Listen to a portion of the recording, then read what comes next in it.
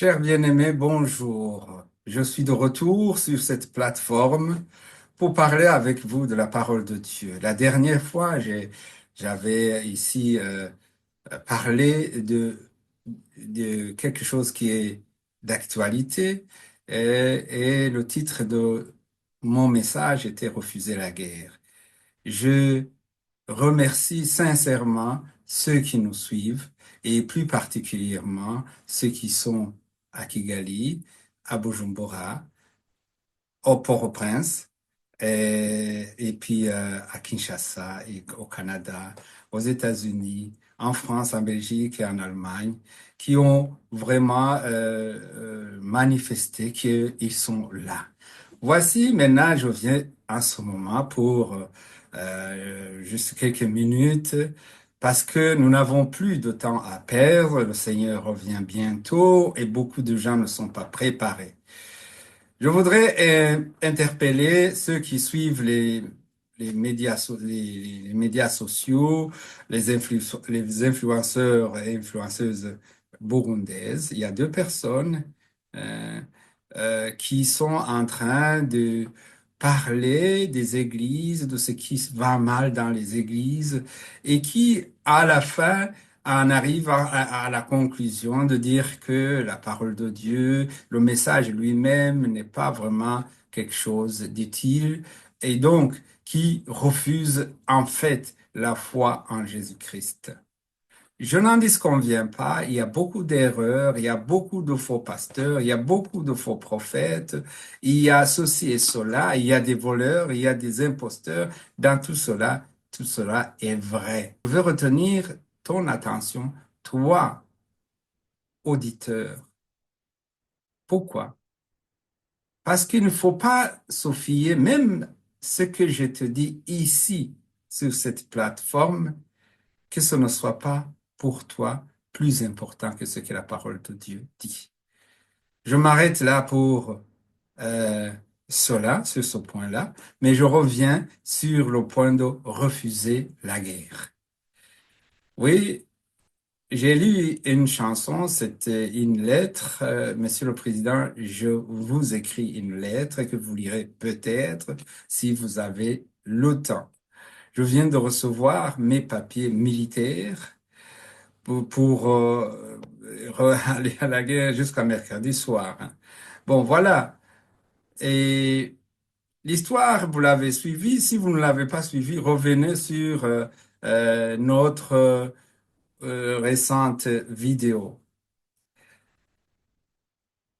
Je vais lire un passage ici qui se trouve dans le livre des prophètes de Proverbes, au premier chapitre. Ça commence au verset 11. S'ils te disent, viens avec nous, dressons une embûche pour tuer quelqu'un, tendons sans raison un piège à l'innocent, nous l'engloutirons tout vif, comme le séjour des morts. Il disparaîtra tout entier comme ceux qui descendent dans la tombe.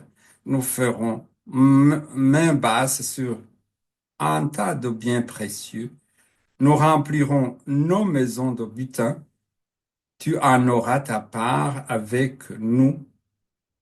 Nous ferons tous bourse commune. Mon fils, ne te mets pas en route avec ces gens-là. Évite d'emprunter les mêmes chemins qu'eux, car ils se précipitent vers le mal. Ils ont hâte de répandre le sang, mais il est vain de vouloir tendre un filet pendant que tous les oiseaux t'observent. Alléluia. Cette parole pourrait être adressée à tous ces gens-là qui sont invités à participer dans des coups. Évidemment, quand c'est l'État qui vous dit maintenant on vous amène dans tel pays ou dans tel autre pays pour assurer la sécurité, etc., c'est difficile à cerner, mais ça ne veut rien dire d'autre que ça. Je voudrais revenir sur C'était, je crois, un discours d'un ancien, c'est d'ailleurs, il est toujours actif, d'un politicien, qui a évoqué ces deux mots, plus jamais la guerre. Enfin, c'est trois. Plus jamais la guerre.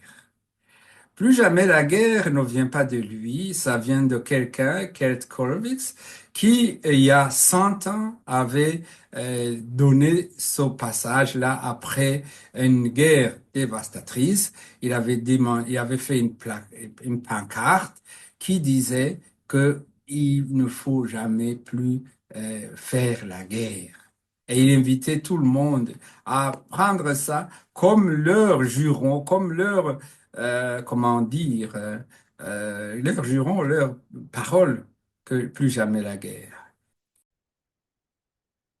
Donc c'est une chose très sérieuse, et une chose que nous devons prendre au grand sérieux, que de ne pas accepter de s'associer à ceux qui vont verser le sang, à ceux qui ont des calculs euh, pour le gain, quoi qu'il en soit. Le monde maintenant est partout, le monde, j'aurais dit que le monde est contaminé. Il y a des guerres à gauche, il y a des guerres à droite. Au Moyen-Orient, à, à l'est du Congo, en Somalie, au Soudan, en Libye, pour ne parler que de cela.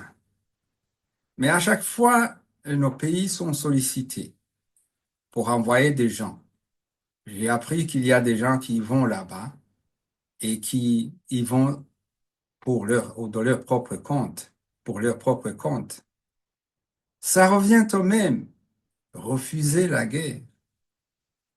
Parce que c'est vrai que des gens peuvent être riches avec ça, mais c'est-à-dire qu'ils sont riches, mais ils sont morts dans leur esprit. Et c'est cela qu'il faut éviter.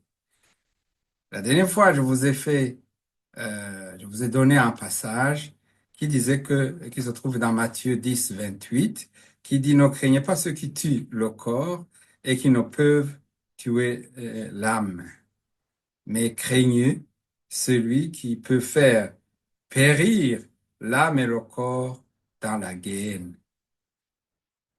Au Haïti, j'apprends aussi que les choses ne sont pas roses et ce n'est pas que là. Mais je vous prie maintenant que vous fiez au Dieu vivant et de refuser de faire avec. Parce que il y aura un jugement et ça ne sera pas pour longtemps. Nous attendons le Messie, il ne faut pas l'oublier et je vous souhaite une bonne journée. Comme je vous ai dit, je ne serai pas long, je ne devrais pas être long aujourd'hui. Ça sera à la prochaine fois. Vous étiez avec votre pasteur Hilaire Ninina Hatswe. Au revoir.